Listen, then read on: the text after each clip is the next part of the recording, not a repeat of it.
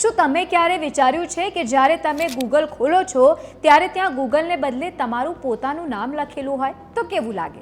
તમે ગૂગલને બદલે તમારું નામ સરળ અને મનોરંજક રીતે બદલી શકો છો. આ માટે તમારે ફક્ત એક નાની ટ્રીકને ફોલો કરવાની છે. આ પછી ગૂગલને તમને બદલે તમારું નામ સર્ચમાં દેખાશે.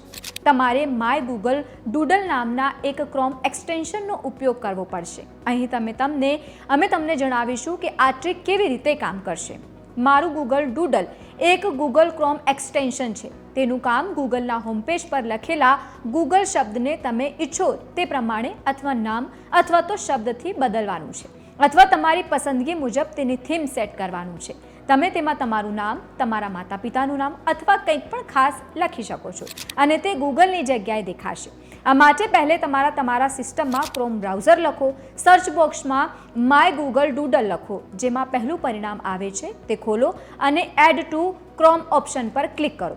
આ પછી એડ એક્સટેન્શન પર ક્લિક કરીને તેને ઇન્સ્ટોલ કરો. ક્રોમમાં ઉપરથી જમણી બાજુ તમને એક એક્સટેન્શન આઇકોન દેખાશે. તેના પર ક્લિક કરો. હવે એક બોક્સ ખુલશે. તેમાં તમે જે પણ શબ્દ હોય તે દાખલ કરશો અને ગૂગલને બદલે તે દેખાશે. ઉદાહરણ તરીકે તમે તમારું નામ અર્ચના સર્ચ કરો. માય ઇન્ટરનેટ પર કંઈક પણ લખી શકો છો.